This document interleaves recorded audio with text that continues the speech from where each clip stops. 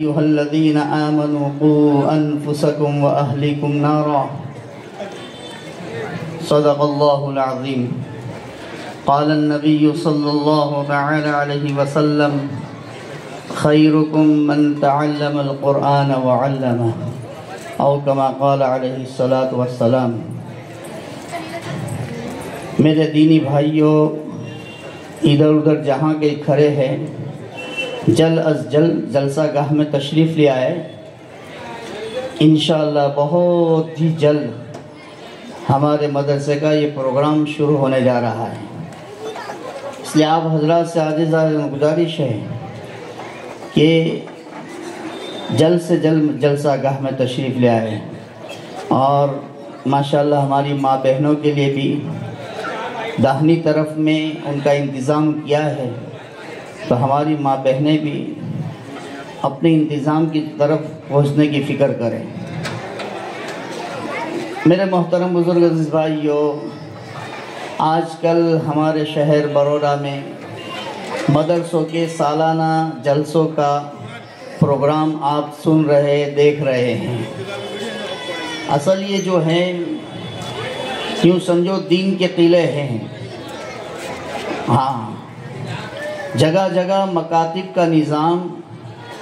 یوں سمجھو کہ اس زمانے کی نعمت عظمیٰ ہے، یہ نعمت عظمیٰ، جگہ جگہ نظام جو قائم ہے۔ آپ نے 20-25 سال پہلے چلے جاؤ، ایسے مکاتب کے نظام کے بارے میں تصور میں بھی نہیں تھا کہ اتنے زیادہ مکاتب قائم ہوں گے۔ اور اس سے آگے کی بات یہ ہے کہ اب وقت کی اہم ضرورت مکاتبوں کا نظام قائم ہونا ہے،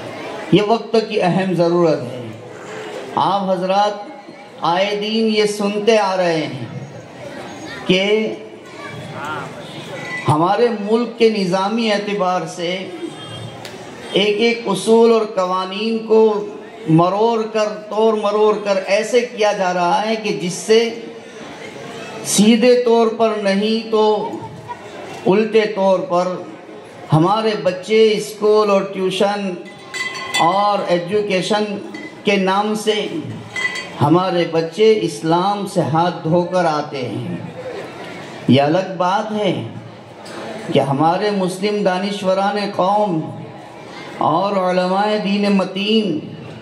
اب اس بات کی بھی فکرے کر رہے ہیں کہ ہمارے بچوں کو اچھے سے اچھا ایجوکیشن دیا جائے اور وہ پاورفل ایجوکیشن میں رہتے ہوئے مسلمان باقی رہیں، ایمان والا باقی رہیں۔ ان کی یہ کوشش جاری ہے، اور الحمدللہ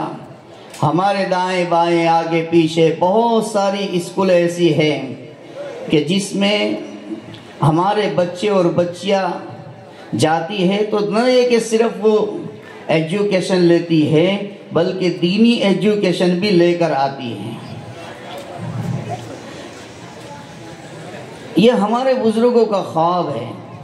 کہ ہمارے بچے ایمانی اعتبار سے پختہ ہو، اور آج جبکہ ایری چوٹی کا زور لگایا جا رہا ہے کہ یہ بچے اور یہ مسلمان مرتد کیسے ہو جائے اور اسلام سے ہاتھ کیسے دھو بیٹھے، اس کی فکر کی جا رہی ہے۔ ہم سنتے ہیں کہ بچوں کو پکڑ لیا جاتا ہے اور پتہ نہیں اس سے کیسے کیسے کلمات بلوائے جا رہے ہیں۔ بچوں کو چھوڑیے، بڑے بڑے حضرات کو پکڑا جا رہا ہے، دکانوں پر جا کر اور مکانوں میں جا کر، کہاں کہ اس طرح سے آئے دین واقعات رونما ہوتے رہتے ہیں۔ اسی سلسلے میں مکاتب کے نظام کے ایک اہم کارگزاریوں میں سے یہ ہیں کہ مکاتب کے بچے جو ہیں یہ بڑے ہونے کے بعد، میں آپ کو یہ ہر سال سناتا ہوں کہ عیسائی مشنریوں نے کہ ان کے بڑوں نے جب ایک میٹنگ کی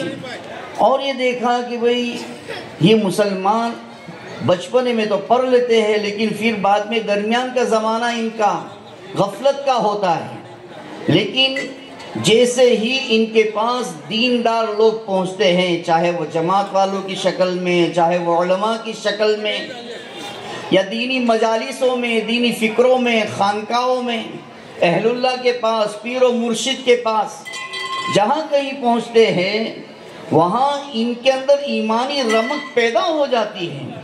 اور یہ اپنے ایمان کے لیے سب کچھ کرنے کے لیے تیار ہو جاتے ہیں۔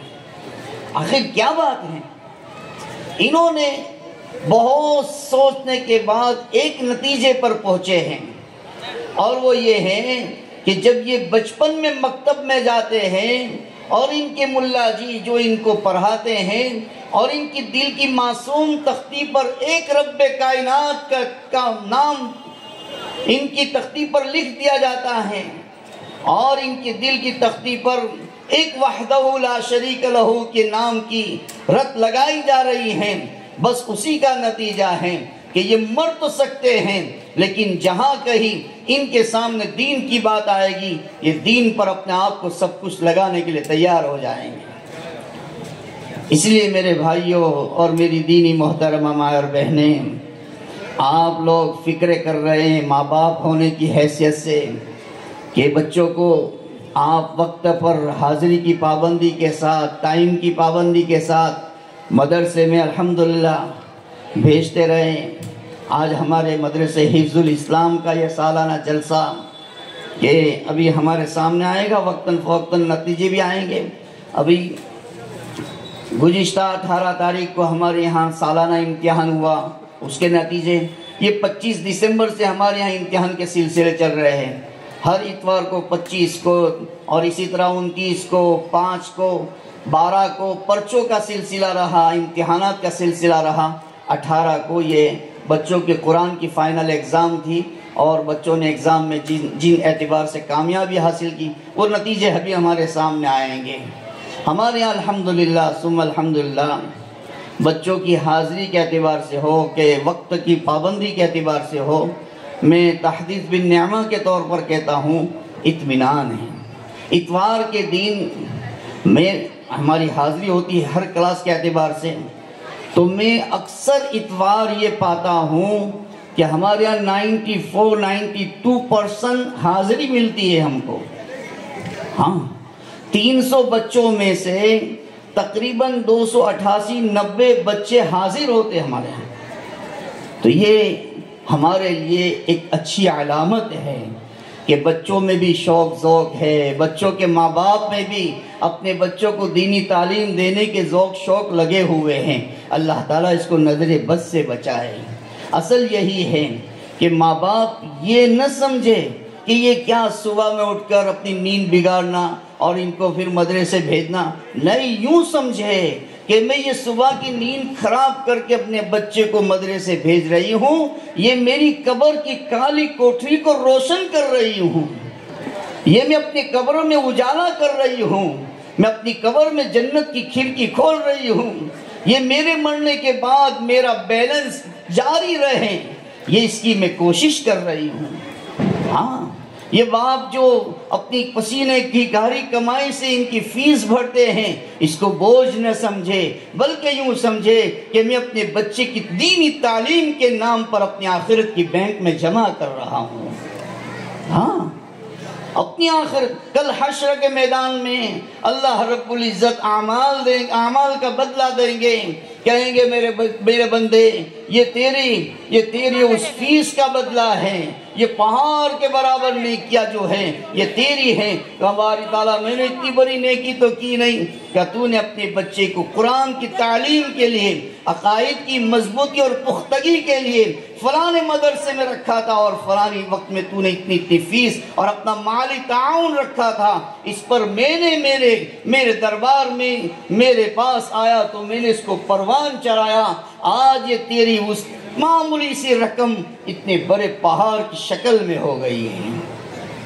اس وقت یہ تمنا کرے گا ہائے کاش کہ میں نے اپنی ساری پونجی کو اس مدرسے کے پیچھے لگا دیا ہوتا ہے۔